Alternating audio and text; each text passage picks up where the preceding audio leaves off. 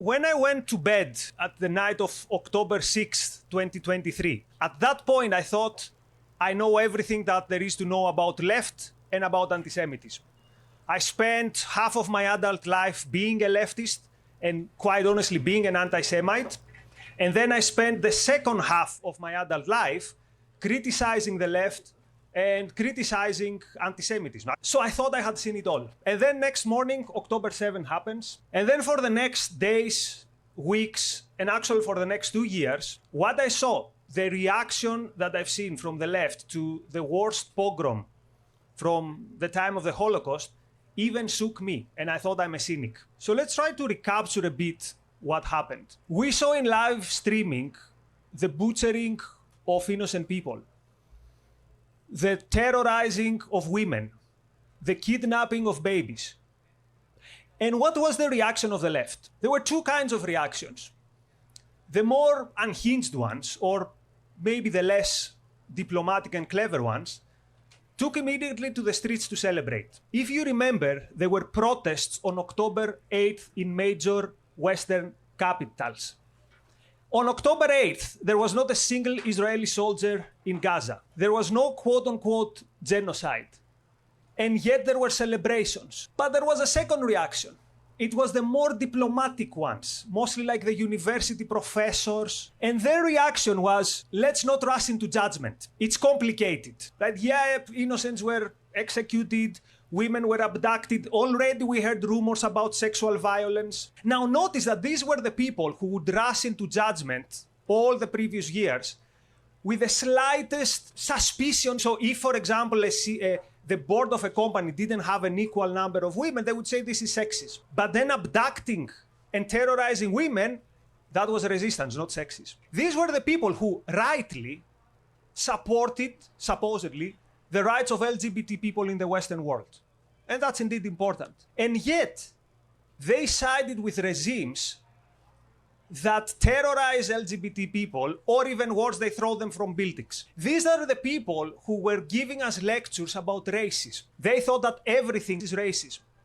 And yet they had no problem marching side by side with overt anti-Semites. And in the months that followed, it became even worse. What actually happened was that the left was the conveyor belt for the propaganda of the worst backward jihadis to the West. The left was the culprit in bringing back the worst anti-Semitic conspiracies. They were actually the culprit in bringing back the protocols of the elders of Zion of our time, which is the idea that Israel is committing genocide to Gaza. The PR army of the worst people in the Middle East is the left in the West. Don't forget Tucker Carlson and Candy.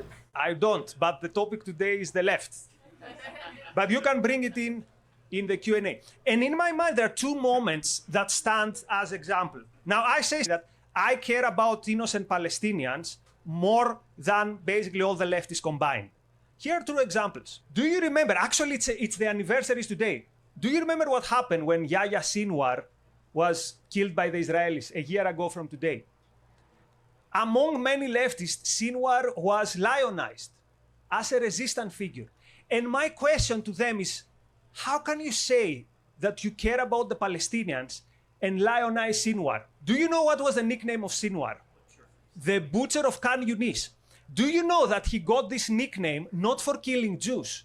He got this nickname for terrorizing Palestinian dissidents. So you are telling me that you care about innocent Palestinians, and yet you lionize their worst terrorizer. And let me give you a second example. Last week, there was a deal on the table. You might consider it good, bad, but there was a deal on the table that would finish the war. And it would liberate the Palestinians from Hamas. And down the road, there was the prospect that maybe they will also going to have something like a state. What was the reaction by radical leftists to this deal? These are the people, remember, who are telling us for 2 years that what happens is a genocide. And here is a deal on the table that would liberate Palestinians from Hamas. And what was the reaction of the left? They rejected it. One of the biggest celebrities of the left in the Western world, a guy who is also Greek, a guy called Varoufakis, he explicitly said the Palestinians should reject the deal. Translation, the Palestinians should keep dying. So not only they hate Israel, they hate also the innocent people in Palestine. people view this and they ask themselves, what happened? When did the left become like that? And you know, ladies and gentlemen, the answer is the left was always like that. It's just that we were not paying much attention. Throughout the history of the 50s, of the 60s, the 70s, till today, the left was on the side every time of the enemies of Israel. And it was on the side of the enemies of Israel in two crucial ways. The first was it gave them material support. Who was the biggest sponsor of the Arabs in every war after 56 that the Arabs launched against Israel? These wars were launched with Soviet tanks, with sometimes there were actually Soviet pilots participating in these wars. Now, notice again the unimaginable hypocrisy here. Some of these regimes that were fighting Israel were terrorizing their workers and they were terrorizing actually leftists in this country. Leftists in Egypt were perishing in torture chambers. And yet the Soviet Union had no problem to provide ammunition to the regimes that terrorized communists. So they hated Israel more than they loved their own comrades. But the left provided an even more important support to the enemies of Israel. And this was not the material support, this was the intellectual support. Who built the myth that Arab terrorists were actually freedom fighters? It was the global propaganda mechanism of the left. Who built the profile of Arafat as a national liberation leader? The guy who is the reason Palestinians don't have a state today. Who portrayed him as a popular icon? It was the left. Every time that the Arabs and the Palestinians would perpetrate an atrocity, who would whitewash them in the court of public opinion? It was again the left. Because October 7th was not the first time that we saw unimaginable atrocities against Jews. Do you remember the attack in the Olympic Games in Munich with Israeli athletes being, I don't want to become graphic, being tortured to death? Do you remember the Malot school massacre where people who call themselves the Popular Front, so leftists, were executing school kids at point blank? A few months after that massacre, Arafat was proudly in the United Nations receiving standing ovation. Do you remember, many of you are young enough, Palestinian terrorists shooting and throwing to the sea a disabled person in what was that name of that cruise? Again, yes, they could get away with everything because they had a whole army of PR people to whitewash them, and these were the leftists. So this is the history of the hatred of left with Israel. But the big question is, because this is not a history lesson, the big question is why? Why is it that people who supposedly are progressive side with forces that are the opposite from anything that resembles progress? And I would like your contributions on this in the Q&A, but I have a suspicion that it's a combination of two reasons. For the worst of the people in the left, I think it is simply, how to call it, envy, hatred. Because Israel is a symbol for everything that they hate. Here is a country that rises, here is a group of persecuted people, supposedly they're in favor of the persecuted, right? And yet here you have, in the beginning and the middle of the 20th century, people, persecuted people, going to the middle of the desert and creating something and building a city from nothing. Here you have the rents of the earth doing something with their lives, showing that it is possible against all odds.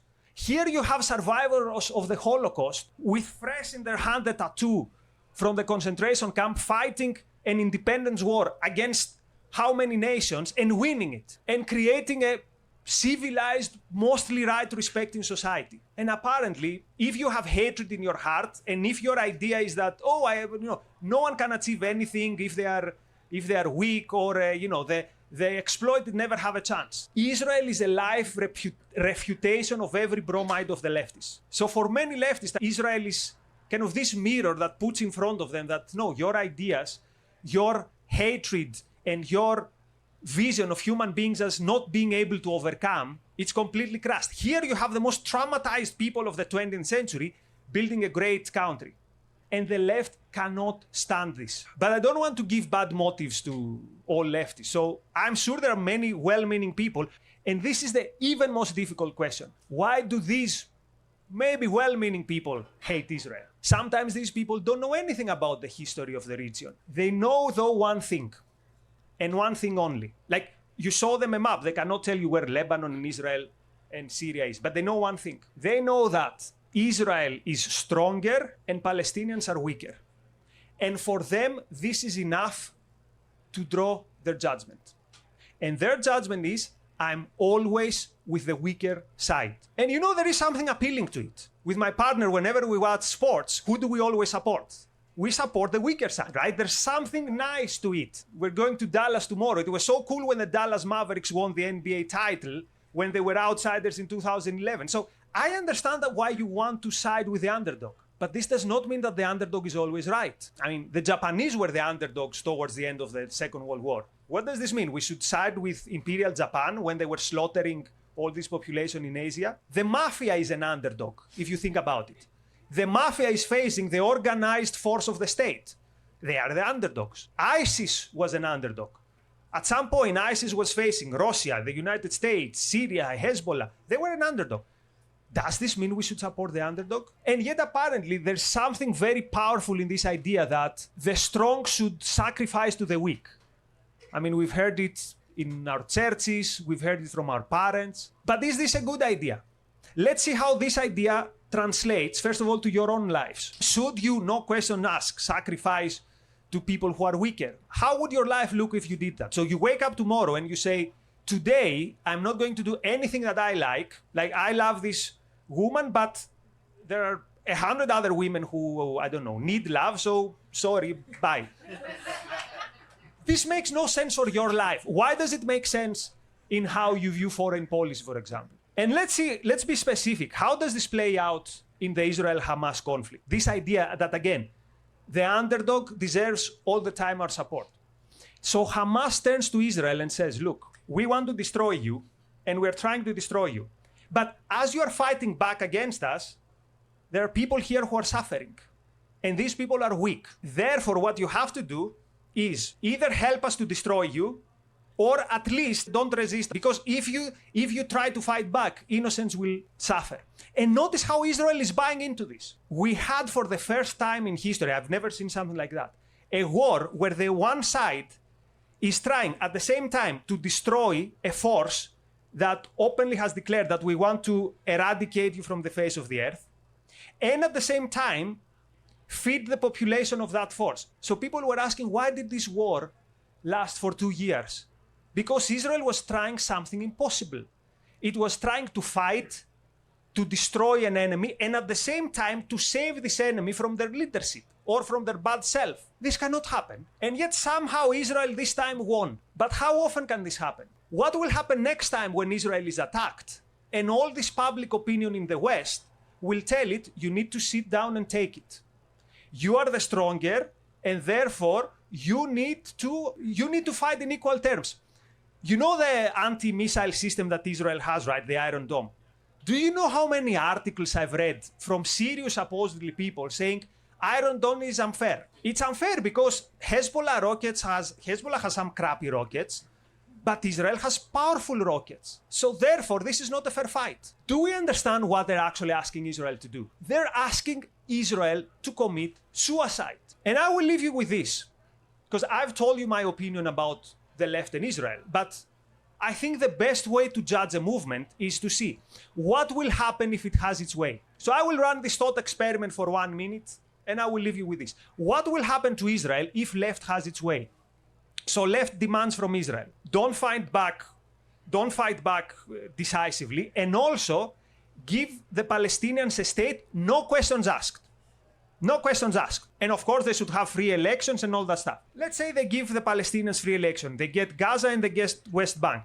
And we have free elections. Who is going to win in these free elections? Hamas won the last one, and any opinion poll I've seen says that this time they would win even more overwhelmingly also in the West Bank. So you have Gaza and the West Bank in the hands of Hamas. What do the leftists want? Full sovereignty for the Palestinians. A proper state. No international overseeing, nothing. What would a sovereign Hamas state do? The first thing they would do is they would go to Iran and they say, okay, come here, Revolutionary Guards. Come here, Hezbollah. Let's put all our missiles pointing towards Tel Aviv. They're a free state. They should do whatever they want. Do we realize what this means? Have you seen in the map how small Israel is? So what this tells me is, if the left has its way, the next major tragedy for Israel is not going to be another October 7. If the left has its way, and if Israel accepts its role as this sacrificial animal, the next disaster Israel will face will look more something like another Holocaust rather than something like another October 7. Thank you.